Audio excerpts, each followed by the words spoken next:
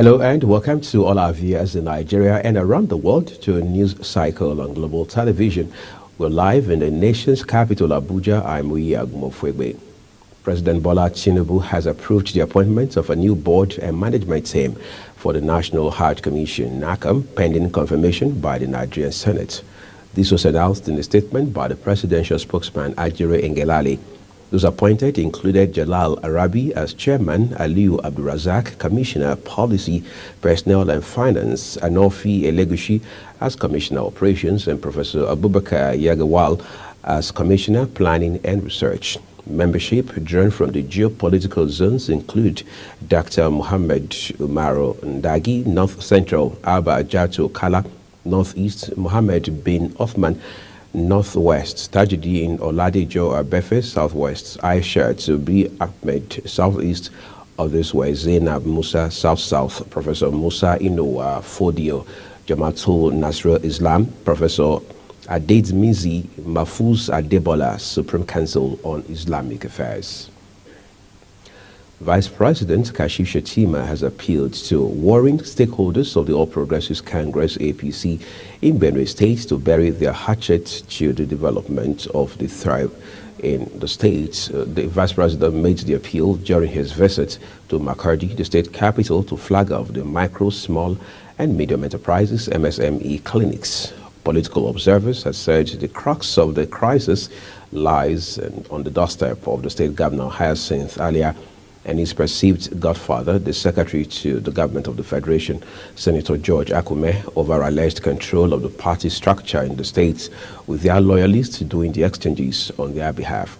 However, VP Shettima stressed the need for peace to prevail in its political space. Let's take a look at legal matters now. The Supreme Court has scheduled Friday, January 12, 2024 for judgment in the governorship disputes of Kano State between the APC and NNPP.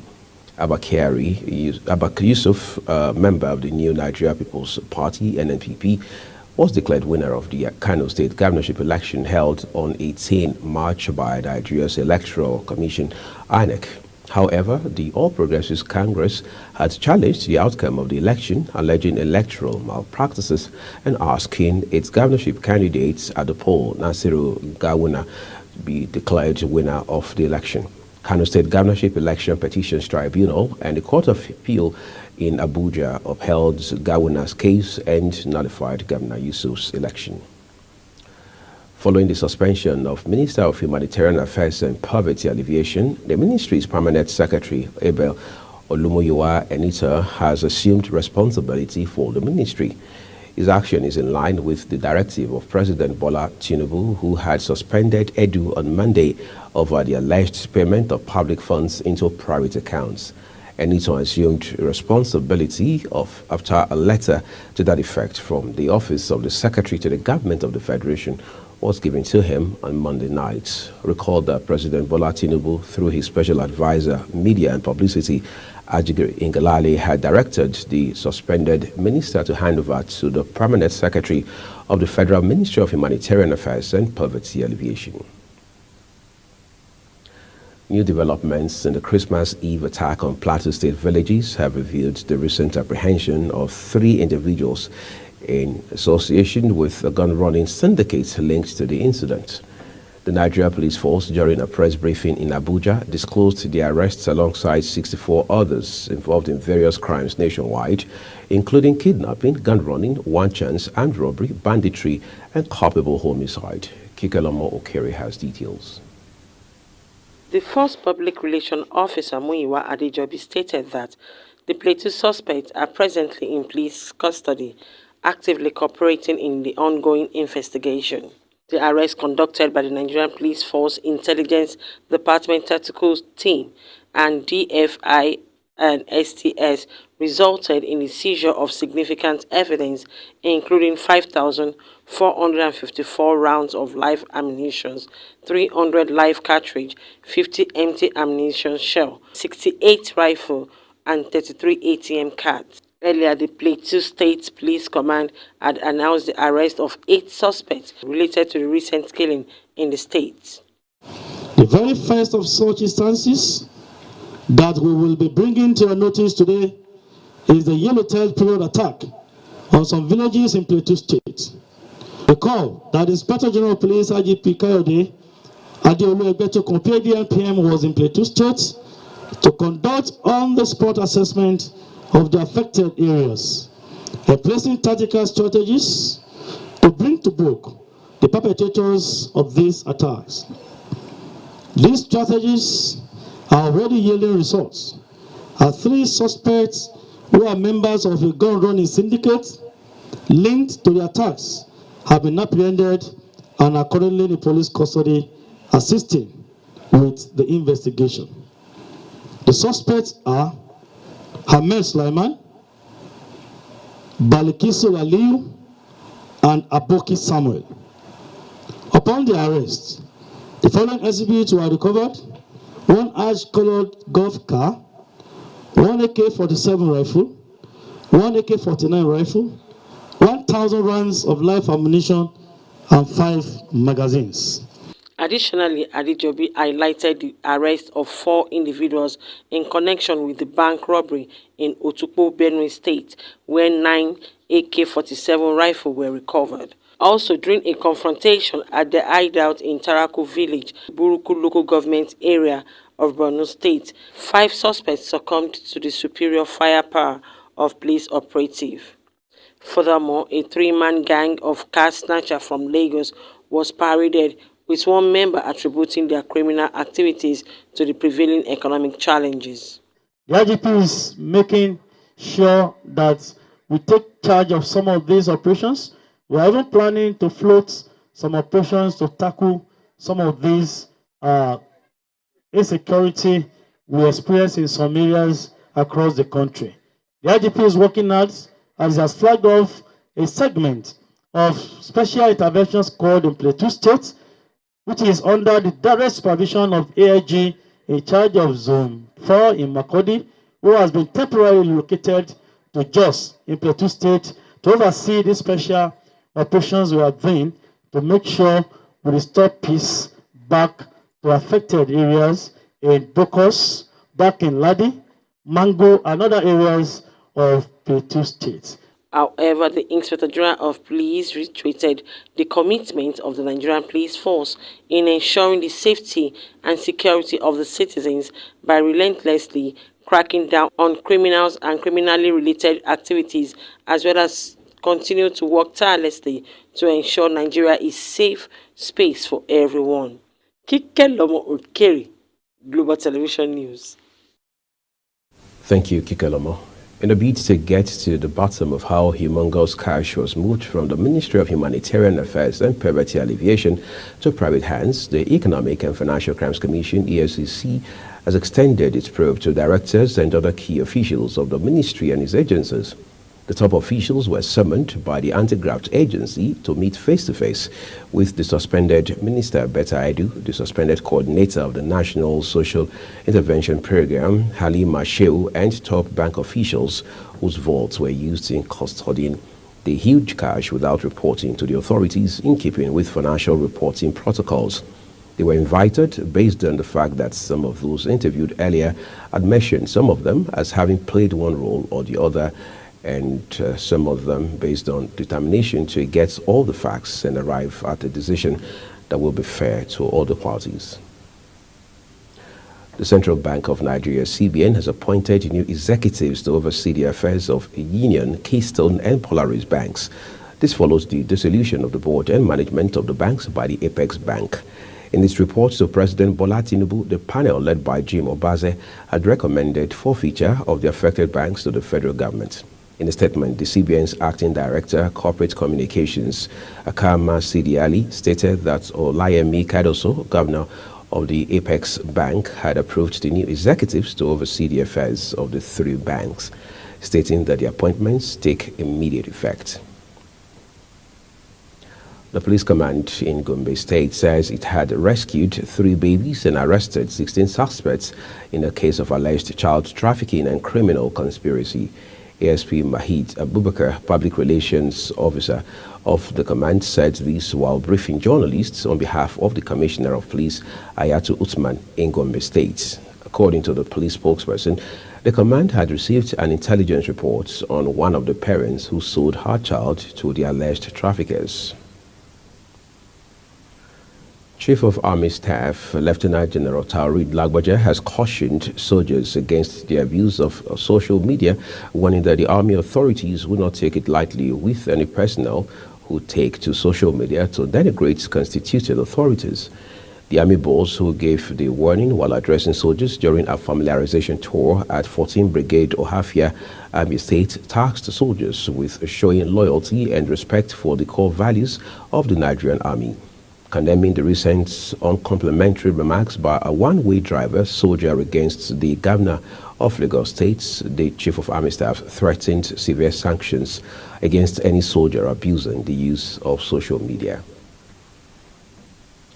The Assistant Inspector General of Police, AIG, Federal Criminal Investigation Department, FCID, Alagbon, Lagos, Idowu Owonwa, has called for crucial utilization of forensic criminal data to carry out investigations.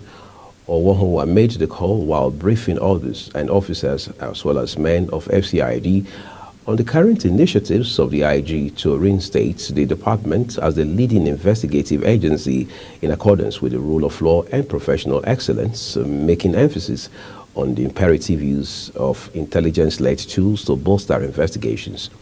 The AIG cautioned detectives against resorting to custodial violence, calling on them to respect citizens' rights and maintain a zero-tolerance stance on corruption and professional misconduct.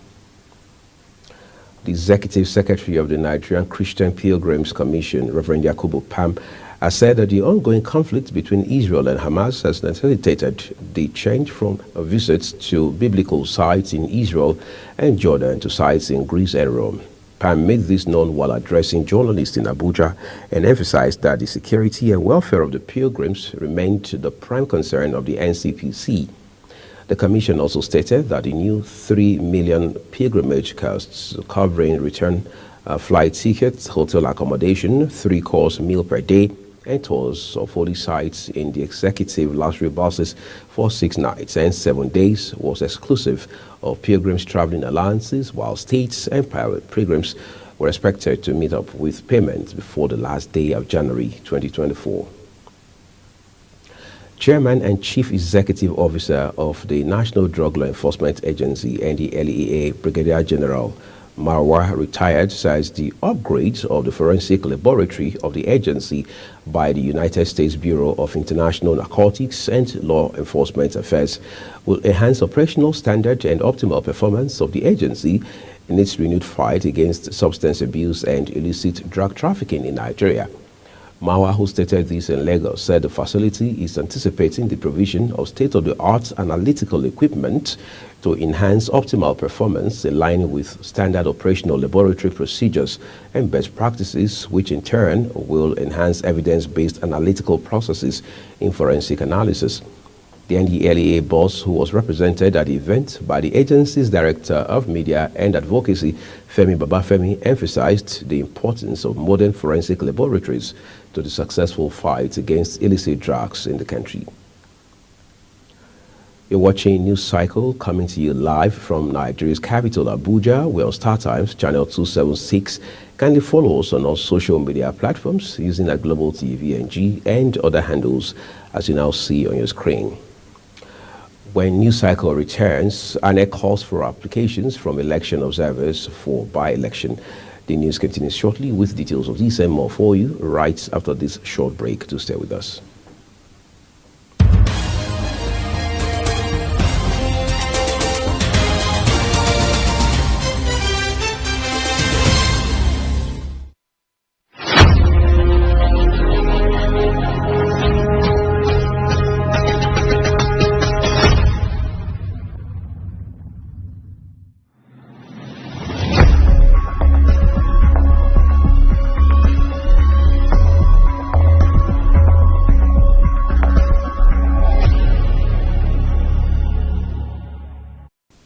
This is Global Television, bringing you a live broadcast of News Cycle with Uyi Agumofwebe. Thank you for staying with us.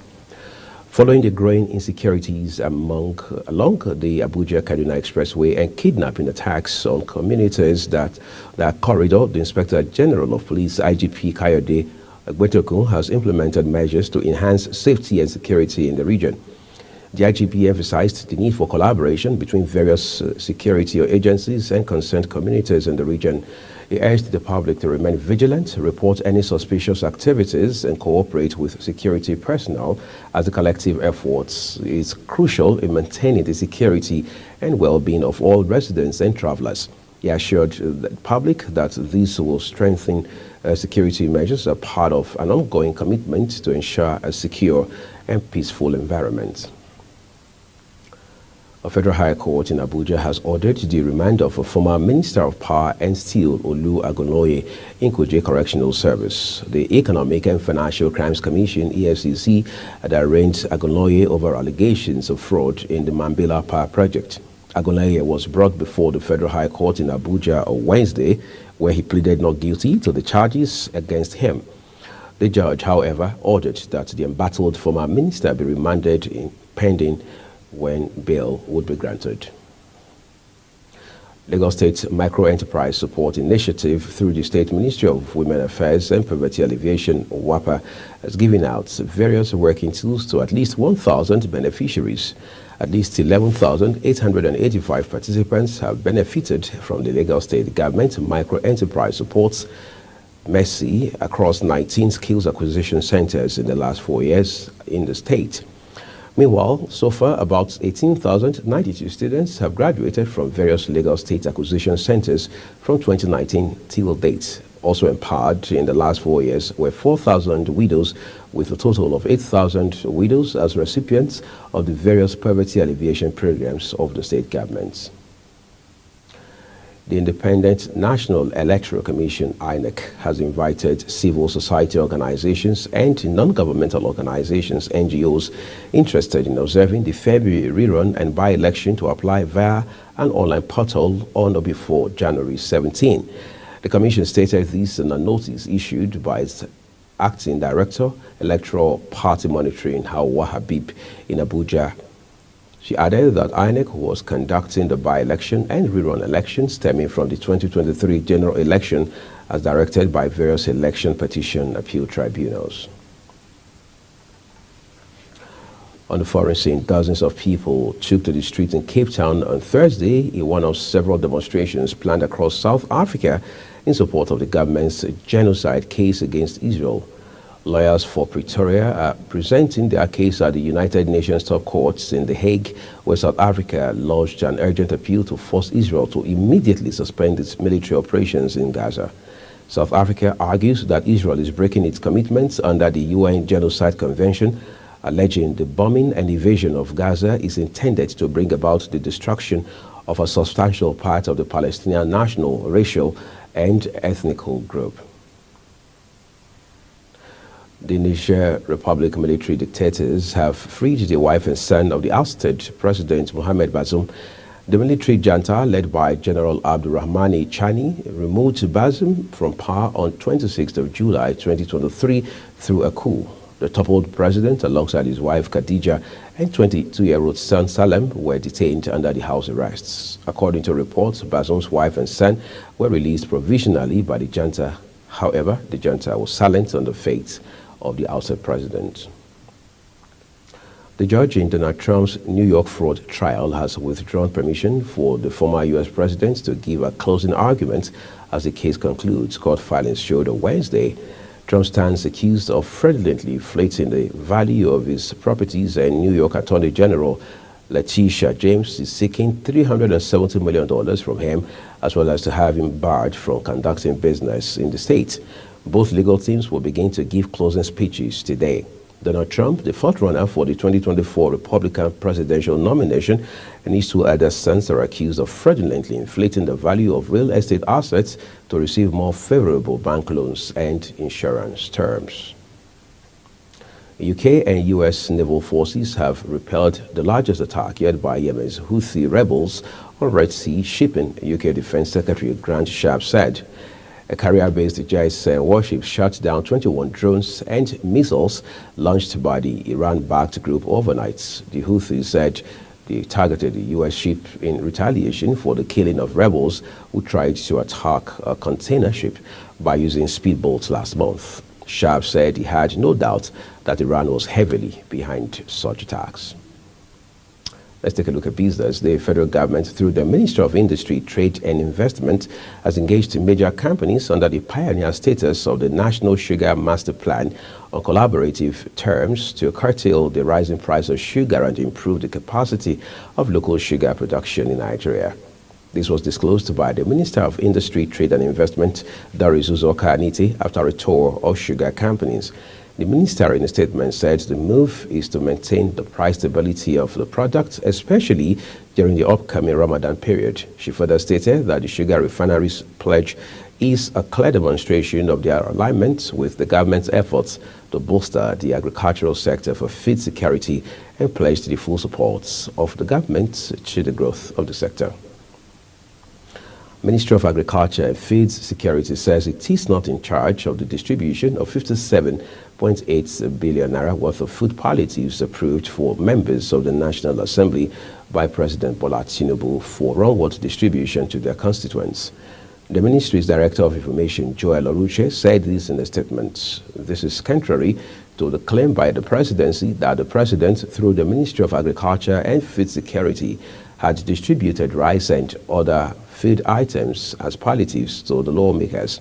The palliative was raising dust as constituents had accused their representatives of hoarding. The presidency had, while showcasing Tinubu's scorecard in palliatives disbursement to Nigerians, said each senator got 200 million naira worth of palliatives and 100 million naira for each member of the House of Representatives.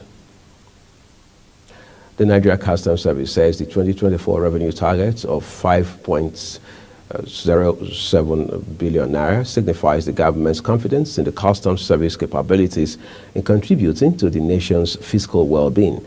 Controller General of Customs Adewale Adeniyi stated these were reeling out the achievement for the 2023 and the projection for 2024, saying the revenue target aligns with the NCS's ongoing dedication to efficiency, excellence, and positive contributions to Nigeria's economic landscape. Kikelemo Okere has details.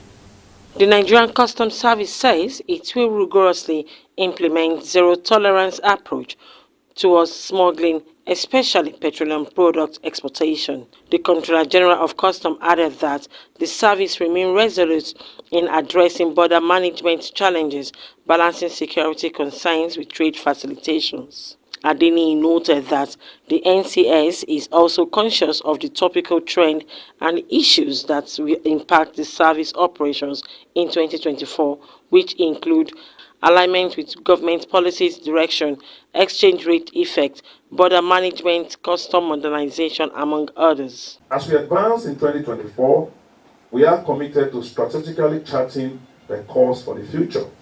The global and national trends, including the African Continental Free Trade Area and the World Customs Organization theme, will shape our operations.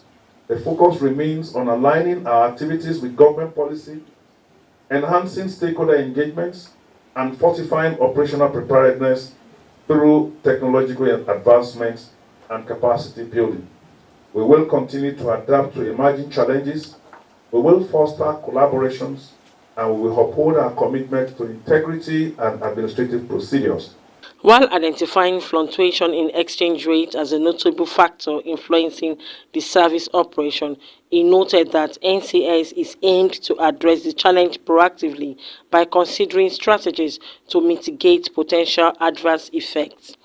Adeniyi decried the government's approval of 2 trillion naira concession under the new tariff, leading Chapter 99, which resulted in the exemption of duty payments on certain dutiable goods, previously falling within a duty range of 5 to 10%, causing deficit in NCS revenue collection in 2023.